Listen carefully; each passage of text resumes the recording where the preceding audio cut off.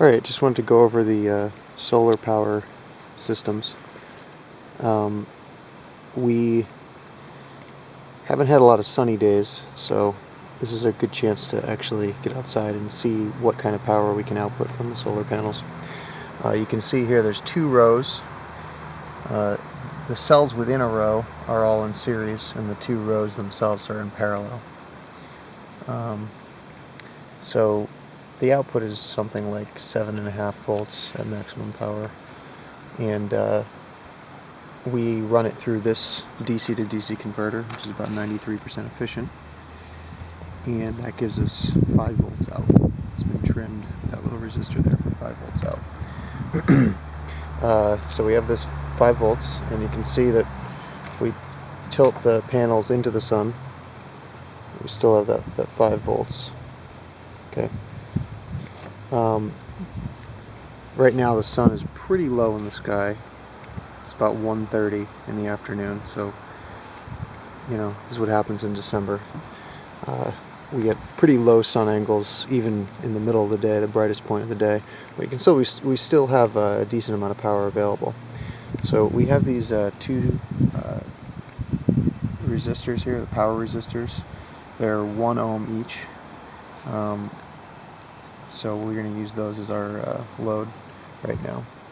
So they could draw up to, at 5 volts, they could draw up to about 2.5 amps or so. So right now we're actually in series as the load, so we can actually check the current out of the solar panels. So we'll do this.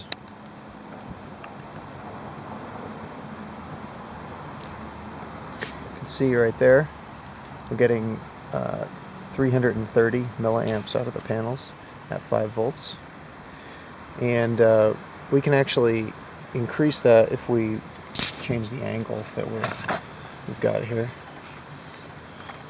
So you can see it goes up quite a bit, and if the power supply switches to its other mode, you can see the current actually spikes quite a bit, and we can get 2 or 2.5 amps out of here, no problem. So one thing about this power supply that's kind of interesting is that it seems to have two modes of operation. One is lower current, and one is capable of delivering more current. It seems like it suddenly switches, so this is one of the things we're kind of trying to investigate right now. It seems like it suddenly switches between those two modes. You see we'll jump from about 0.6 right up to about 2 amps or so. So 2 amps at 5 volts is not bad. That's way more than enough power for us. But you can see it's also fairly functional at a low angle like this. We're still getting 330 milliamps out of it, even at this very shallow angle right now, which I'd imagine to be about 20 degrees or so.